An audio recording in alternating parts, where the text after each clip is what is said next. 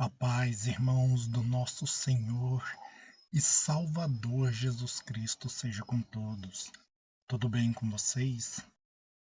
Essa é a parte 4 do nosso estudo e nós estaremos finalizando esse estudo das conexões nessa parte. Caso algum dos irmãos não tenha acompanhado essa série no estudo das conexões, aonde nós falamos das duas casas de Israel, das 7 igrejas, das duas testemunhas, e agora vamos falar da restauração das duas casas de Israel. Eu vou deixar o link da playlist no comentário fixo.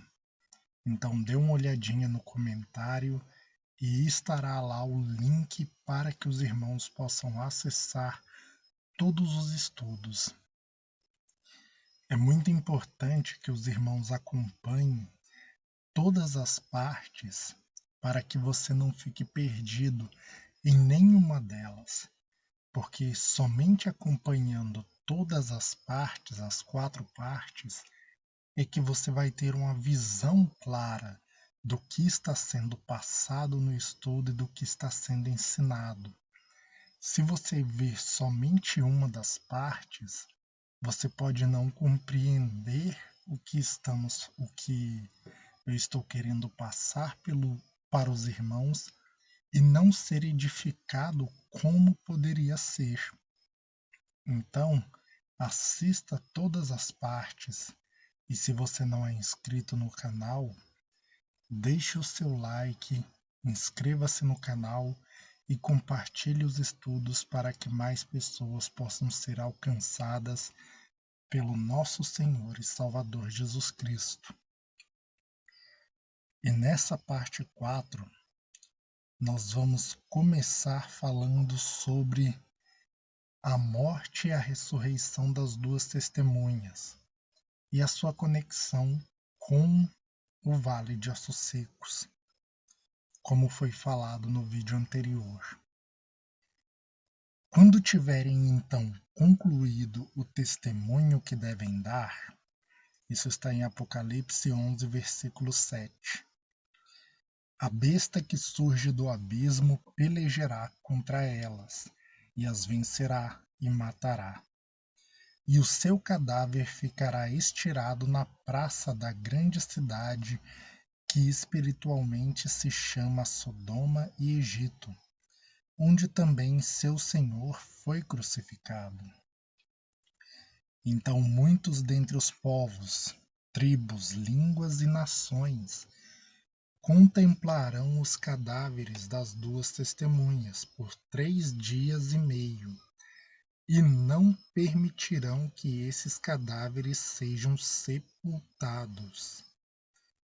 Os que habitam sobre a terra se alegrarão por causa deles, realizarão festas e enviarão presentes uns aos outros, porquanto esses 2 profetas atormentaram os que moram sobre a terra.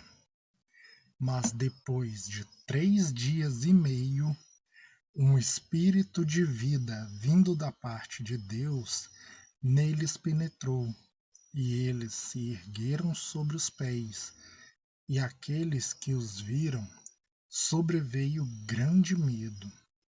E as 2 testemunhas ouviram grande voz vinda do céu, dizendo: Subi para aqui. E subiram ao céu numa nuvem, e os seus inimigos as contemplaram. Naquela hora houve grande terremoto, e ruiu a 10ª parte da cidade. Morreram nesse terremoto 7.000 pessoas, ao passo que as outras ficaram sobremodo atemorizadas, e deram glória a Deus do céu. Passou o segundo ai, eis que sem demora vem o terceiro ai. Então vejam, irmãos, um dos pontos que nós podemos ver aqui para fazer essa conexão com o Vale de Ossos Secos está no seguinte: quando as duas testemunhas são mortas, seus corpos não são sepultados. O tempo em que elas ficam mortas também é um tempo que conta muito, porque na profecia está falando 3 dias e meio. E assim, a linha pré-tribulacionista, elas colocam como 3 dias e meio literal mesmo. Porém, irmãos, vejam que o tempo, o tempo do testemunho das duas testemunhas são de 3 anos e meio.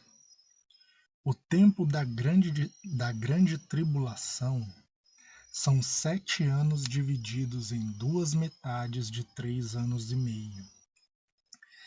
Na primeira metade, nós temos as duas testemunhas pregando por 3 anos e meio, e na segunda metade, a besta assume seu domínio. E a primeira coisa que ela faz, a besta que surge do abismo, que é a mesma que emerge do mar, essa besta, ela mata as duas testemunhas. E como nós vimos nos estudos anteriores, as duas testemunhas não são apenas 2 homens, mas são muitas pessoas que estarão pregando no espírito de Moisés e Elias. Muitas pessoas que formam judeus e gentios, as duas casas de Israel, sendo testemunhas do Senhor. Alguns vão para o deserto serem guardadas nos 3 anos e meio finais, mas tem aqueles que morrem como testemunho, e é uma grande parte que vai morrer como testemunho. Porém, essas pessoas não farão isso com tristeza, porque estarão capacitadas para isso. Então, irmãos, entendendo pelos outros estudos, é por isso que eu falei que você deve ver os vídeos anteriores, para que você venha entender que as duas testemunhas falam das duas casas de Israel, e as duas casas de Israel falam da totalidade do povo de Deus, e as duas testemunhas são os dois candeeiros em pé, que no caso mostram uma porção da igreja que está acordada, vivendo irrepreensível, e que vai acordar aqueles que estão dormindo, que vai despertar as virgens que estão dormindo, como nós vemos na parábola das 10 virgens. Vê que são 10 virgens, 5 prudentes e 5 loucas, porém tem um que dá o grito da meia-noite e desperta elas. Esse que dá o grito da meia-noite e desperta as virgens são, em figura, as duas testemunhas, são aqueles que estão acordados e vão despertar os que estão dormindo. Vê que eles, quando despertam as virgens, eles dizem: eis o noivo, saí ao seu encontro. As virgens prudentes, elas pegam suas lâmpadas e elas vão de encontro ao noivo. Ao passo que as virgens loucas, elas não despertam e vão de encontro ao noivo. Elas despertam, mas vão procurar azeite para comprar. E isso já tem todo sentido, porque só vai poder comprar e vender aqueles que têm a marca da besta. Então, as virgens loucas, elas representam claramente aqueles que vão cometer apostasia, porque elas vão despertar, mas não vão atrás do noivo, elas vão para o mundo. Elas vão para o sistema da besta.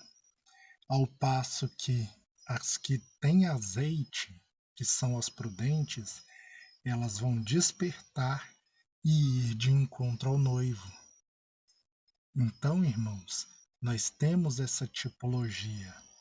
Só que isso do despertar e ir de encontro ao noivo não quer dizer que elas serão arrebatadas 7 anos antes. Não, elas vão de encontro ao noivo porque elas vão de encontro às duas testemunhas para serem preparadas por elas, para quando o noivo vier, quando o noivo chegar, então sim elas poderão ir para o noivo. E nisso vai ter essas pessoas que estarão indo para o deserto. Então, quando fala aqui, quando nós vemos que é um grupo grande de pessoas que estará pregando nesse último tempo como testemunhas do Senhor, porque muitos vão despertar nesse tempo e eles serão testemunhas do Senhor e estarão pregando o Evangelho. Alguns vão pregar nas nações, outros vão pregar no deserto, que são esses que vão, tanto eles estar vivos para a vinda do Senhor, como aqueles que fugirem para o deserto junto com eles, estarão vivos para a vinda do Senhor. E tem aqueles que estarão pregando nas nações e enviando mais pessoas, ganhando mais pessoas. Aliás, aqueles que vão estar pregando em Jerusalém, que é onde na profecia mostra a besta subindo do abismo e matando as testemunhas. Então vê, os seus corpos não são sepultados. E o fato delas ficarem mortas 3 dias e meio já aponta para 3 anos e meio, porque poderia simplesmente falar, não, ficaram mortas por 3 dias, ficaram mortas por 4 dias. Mas por que 3 dias e meio? Enquanto que toda a profecia ela aponta para 3 anos e meio, aonde as duas testemunhas pregam, e 3 anos e meio, aonde a besta vai ter autoridade. Então, esses 3 dias e meio, eles se convertem sim em 3 anos e meio. E 3 anos e meio, o cadáver de alguém exposto, o que vai acontecer? O corpo vai se decompor e vai sobrar apenas ossos. Uma coisa que muitas pessoas vão se perguntar também é porque, já que elas ressuscitam depois de 3 anos e meio e escutam a voz chamando para elas subirem ao céu, o que isso significaria? O arrebatamento, como foi falado no estudo anterior. Mas o questionamento de algumas pessoas com relação a isso é: se é o arrebatamento, por que disse passou o segundo ai, em breve vem o terceiro, já que a igreja foi arrebatada? Veja só, irmãos. Daniel, vamos ler primeiro o capítulo 12, o versículo 7. O livro de Daniel vai nos ajudar a entender o porquê disso do segundo ai, e em breve vem o terceiro, já que seria o arrebatamento da igreja.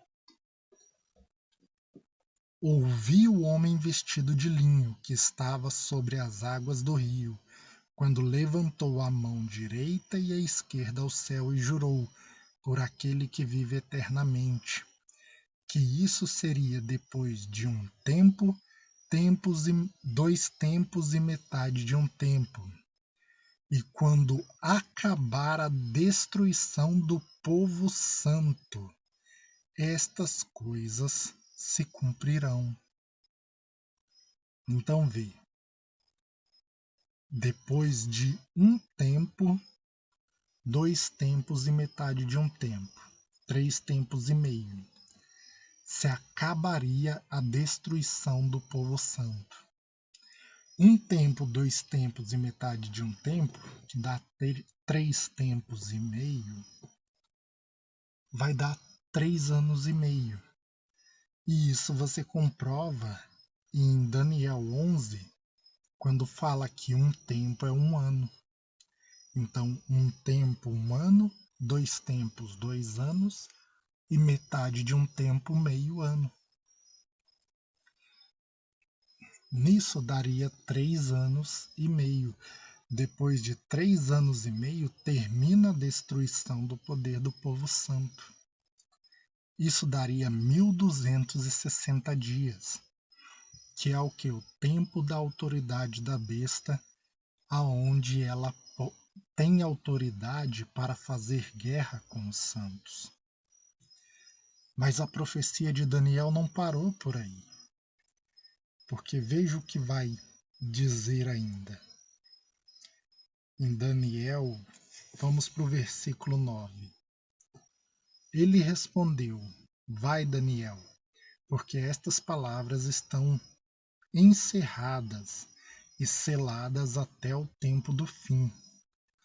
Muitos serão purificados, embranquecidos e provados, mas os perversos procederão perversamente, e nenhum deles entenderá, mas os sábios entenderão.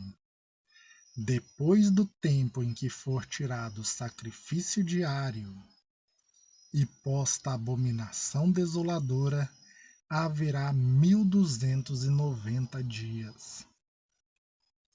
Então vê, o sacrifício diário ele tem a ver com a pregação do Evangelho. Sacrifício do cordeiro no altar de bronze, limpar o candeeiro, a menorá com as 7 lâmpadas, colocar azeite sobre elas e acender as suas lâmpadas, e oferecer incenso no altar de ouro. Então, o sacrifício do cordeiro no altar de bronze fora do tabernáculo está falando do sacrifício de Cristo. O limpar as lâmpadas, derramar azeite sobre elas e acender as suas lâmpadas, limpar a menorá, colocar azeite e acender as suas lâmpadas, fala da purificação da igreja, de todo o povo de Deus, que são ali os 7 candeeiros, e a plenitude do Espírito Santo sendo derramada sobre ela.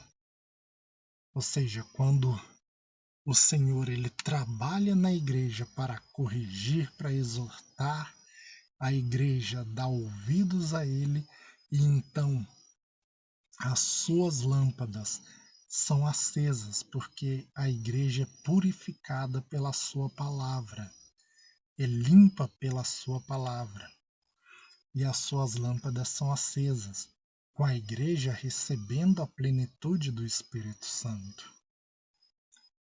E o incenso no altar de ouro, diante da Arca da Aliança, tanto é o perfume das nossas orações, como o perfume suave do sacrifício de Cristo, que foi oferecido em favor de nós. Então, tenha essa tipologia da pregação do Evangelho no sacrifício diário. Então, quando fala de tirar o sacrifício diário, é cortar a pregação do Evangelho. E ver que desde o tempo em que a pregação do Evangelho é tirada e posta a abominação desoladora, falando ali do domínio do anticristo, haveria 1290 dias. Então vê, o tempo em que nós vimos em que as 2 testemunhas elas permaneceriam mortas, seriam 3 anos e meio, ou seja, 1260 dias, que é o tempo em que o poder do povo santo para de ser destruído. 1260 dias. E quando é tirada a abominação desoladora, é 1290 dias. Ou seja, vem o arrebatamento da igreja e ainda teria ali um tempo depois para que a besta, para que a batalha do Armagedon acontecesse. E nós vamos ver um pouco disso em Apocalipse 14. Em Apocalipse 14, do versículo 14 ao 20. Primeiro vai dizer assim: Olhei e eis uma nuvem branca, e sentado sobre a nuvem um semelhante ao Filho do Homem, tendo na cabeça uma coroa de ouro e na mão uma foice afiada. E outro anjo saiu do santuário gritando com grande voz para aquele que se achava sentado sobre a nuvem: Toma sua foice e ceifa, pois chegou a hora de ceifar, visto que a seara da terra já amadureceu, a colheita do trigo, os servos de Deus. Aquele que estava sentado sobre a nuvem passou sua foice sobre a terra, e a terra foi ceifada. Então saiu do santuário que se encontra no céu outro anjo, tendo ele mesmo também uma foice afiada. Saiu ainda do altar outro anjo, aquele que tem autoridade sobre o fogo, e falou em grande voz ao que tinha a foice afiada, dizendo: Toma tua foice afiada e ajunta os cachos da videira da terra, porquanto as suas uvas estão amadurecidas. Então o anjo passou a sua foice na terra e vindimou a videira da terra e lançou-a no grande lagar da ira de Deus. Então vê aqui, o trigo ele é levado para o celeiro de Deus, mas as uvas ela é lançada no lagar da cólera de Deus. Veja algo interessante que diz aqui: Toma tua foice afiada e ajunta os cachos da videira. Se eles serão pisados, então é porque são ímpios. E o anjo falou para que fosse ajuntado os cachos da videira. Veja o que vai dizer em Apocalipse, capítulo 16, versículo 12. Derramou o sexto a sua taça sobre o grande rio Eufrates. O sexto anjo derramou a sua taça sobre o grande rio Eufrates, cujas águas secaram, para que se preparasse o caminho dos reis que vêm do lado do nascimento do sol. Então vi sair da boca do dragão, da boca da besta e da boca do falso profeta 3 espíritos imundos semelhantes a rãs, porque eles são espíritos de demônios, operadores de sinais, e se dirigem aos reis do mundo inteiro com o fim de ajuntá-los para a peleja do grande dia do Deus Todo-Poderoso. Então vê, quando o sexto anjo ele derrama a sua taça, então sai 3 espíritos imundos da boca do dragão, da besta e do falso profeta, que vão ajuntar os reis do mundo inteiro para o grande dia da batalha.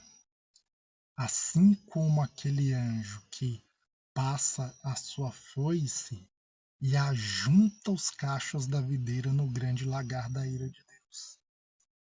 Então, isso nos mostra a batalha do Armagedon. Então, quando fala aqui que breve vem o terceiro ai, o terceiro ai ele estaria ligado com os acontecimentos da sétima taça da ira de Deus e da batalha do Armagedon.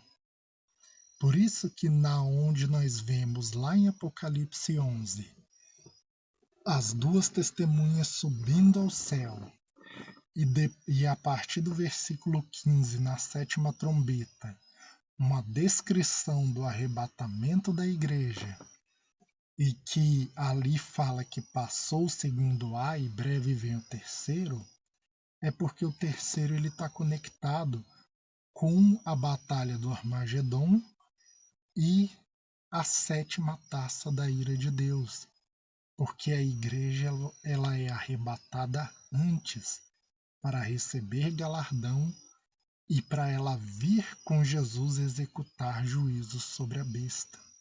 Assim como está escrito em Apocalipse 19, onde nós vemos o Senhor Jesus num cavalo branco e um grande exército atrás dele em cavalos brancos. Aquele grande exército atrás dele com cavalos brancos é a igreja glorificada, que vem junto com ele para executar juízo. E isso está escrito em Daniel 7, onde vai descrever também que o tribunal vai se assentar e o poder que está com os reis do mundo será entregue ao povo dos santos do Altíssimo. Então veja, não tem contradição na palavra em dizer que as duas testemunhas elas estão ressuscitando ali no final da grande tribulação. Por quê? Quando lemos Ezequiel, capítulo 37, o que nós vamos ver? Vai falar assim: Veio sobre mim a mão do Senhor, e ele me levou pelo Espírito do Senhor e me deixou no meio de um vale que estava cheio de ossos, e me fez andar ao redor deles, e eram muito numerosos na superfície do vale, e estavam sequíssimos. Veja, estavam sequíssimos. Irmãos, se deixar o corpo de uma pessoa por 3 anos e meio sem sepultar, o que vai ter depois são ossos secos. Então, quando nós entendemos que as duas testemunhas, ela não é 2 pessoas, mas é um grande número de pessoas, quando nós entendemos que não fica morta por 3 dias e meio, mas por 3 anos e meio, batendo tendo conexão com todas as outras profecias. Então nós vemos isso, a ressurreição do vale de ossos secos. Porque a única coisa que vai sobrar depois de 3 anos e meio seriam ossos sequíssimos. E nisso vem o espírito de vida da parte do Senhor e as duas testemunhas ressuscitam. E quem vê a ressurreição delas e vê elas subindo ao céu, sobrevém sobre eles grande medo. Então ali está a ressurreição dos mortos e o arrebatamento. E nisso nós vemos a palavra de Deus se cumprindo nesse tempo. Porque o ciclo tem profecias que elas têm ciclos de cumprimento. Então ela não cumpre apenas uma vez. Ela se cumpre em alguns momentos. Por exemplo, essa profecia do Vale de Ossos Secos, nós podemos dizer que ela aconteceu quando o povo saiu do cativeiro da Babilônia e começou a restaurar Jerusalém. Em 1948, quando Jerusalém também foi considerada nação e passou a ser reedificada, nós podemos considerar um outro momento em que esta profecia ela se cumpriu. Mas o seu ciclo final seria ali no final, aonde as duas testemunhas ressuscitam. E pode ver que Deus ele fala na sua palavra que a ele pertence a vingança e ele retribuirá. Quando a besta mata a besta mata as duas testemunhas, ela não permite que seus corpos sejam sepultados, porque isso é um símbolo de honra que se está dando a alguém sepultar o corpo dessa pessoa. Por isso que a besta ela não permite que seja sepultado, porque ela não quer que as duas testemunhas sejam honradas.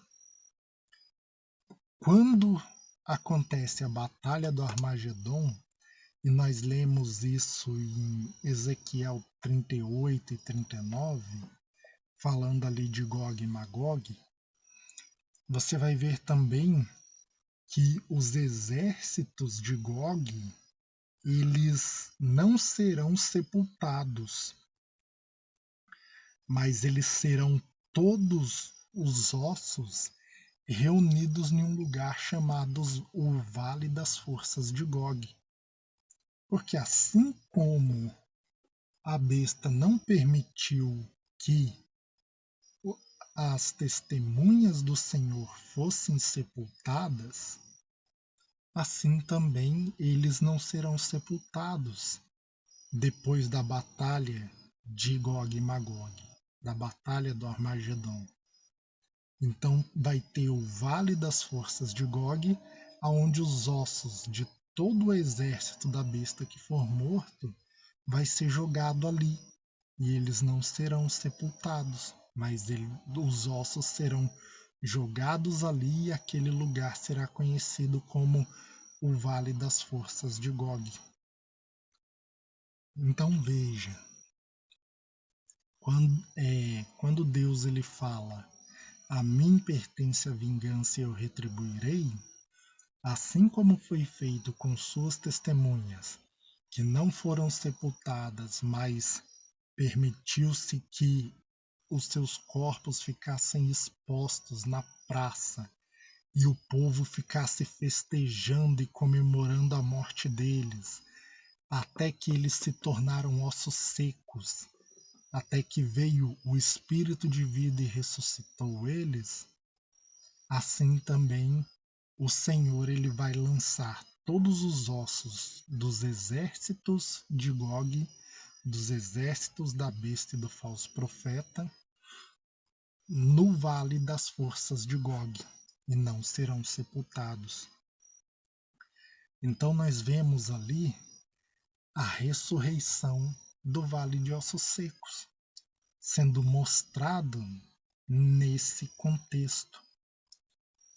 E nesse mesmo contexto de Ezequiel, quando nós lemos a partir do versículo 15, vai dizer assim: Veio a mim a palavra do Senhor, dizendo: Tu, pois, ó filho do homem, toma um pedaço de madeira e escreve nele, para Judá e para os filhos de Israel, seus companheiros. Depois toma outro pedaço de madeira e escreve nele, para José, pedaço de madeira de Efraim, e para toda a casa de Israel, seus companheiros. Ajunta-os um ao outro, e faze deles um só pedaço, para que se tornem apenas um na tua mão. Quando te falarem os filhos do teu povo, dizendo: Não nos revelarás o que significa estas coisas, tu lhes dirás: Assim diz o Senhor Deus.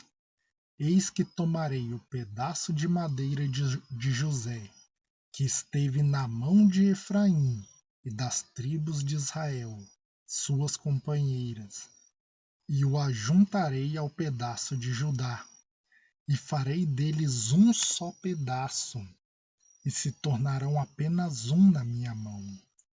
Os 2 pedaços de madeira que houveres escrito estarão na tua mão perante eles. Dize-lhes, pois assim diz o Senhor Deus: Eis que eu tomarei os filhos de Israel de entre as nações para onde eles foram, e os congregarei de todas as partes, e os levarei para a sua própria terra. Farei deles uma só nação na terra, nos montes de Israel, e um só será o seu rei. Um só será o rei de todos eles. Nunca mais serão 2 nações, nunca mais para o futuro se dividirão em 2 reinos. Irmãos, lembra que no primeiro estudo, quando eu falei das 2 casas de Israel, eu disse que no tempo de Salomão, por causa do pecado de Salomão, Deus dividiu Israel em 2 reinos, casa de Israel e casa de Judá, que é chamado de Efraim e Judá. Veja que quando fala na profecia para escrever nas madeiras, para José, pedaço de madeira de Efraim, então Deus ele está dizendo ali, Efraim e Judá. Um pedaço de madeira escrito Efraim, que representa as 10 tribos que fizeram parte do Reino do Norte, e o outro pedaço de madeira de Judá, com as 2 tribos que representam o Reino do Sul. E fará desses 2 pedaços um só pedaço na sua mão. E fala, profetiza para eles, eu os ajuntarei, um só será o rei de todos eles, Jesus.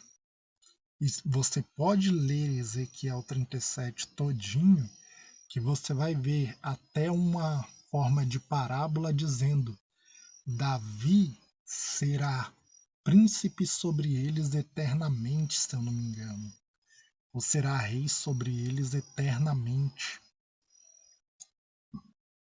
E usou o nome de Davi porque Davi foi quem uniu Israel em um só reino.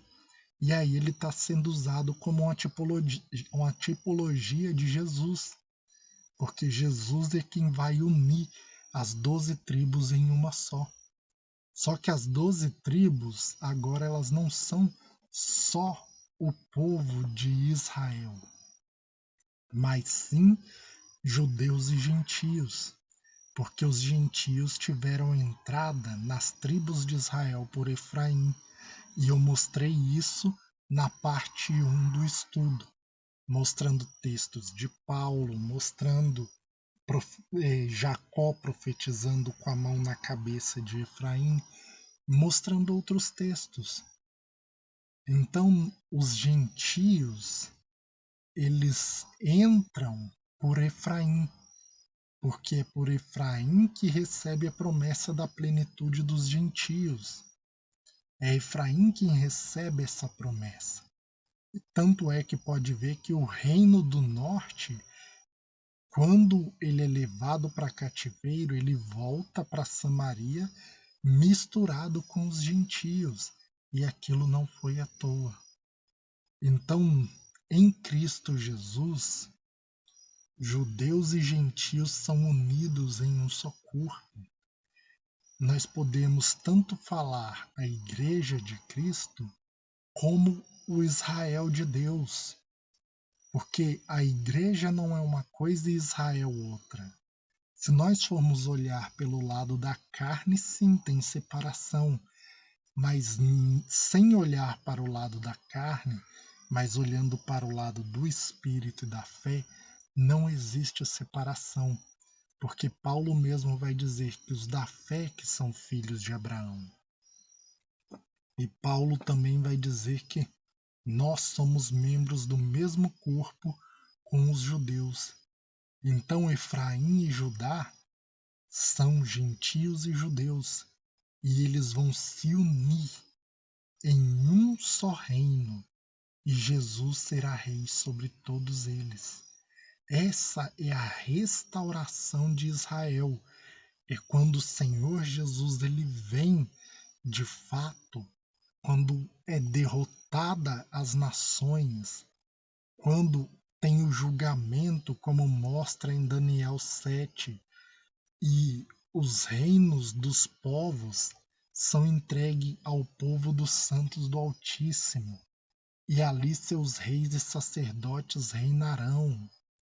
Então, meus irmãos, a restauração de Israel fala da vinda de Jesus, de judeus e gentios sendo unidos em um só corpo, em Cristo Jesus, e eles se tornando o Israel de Deus.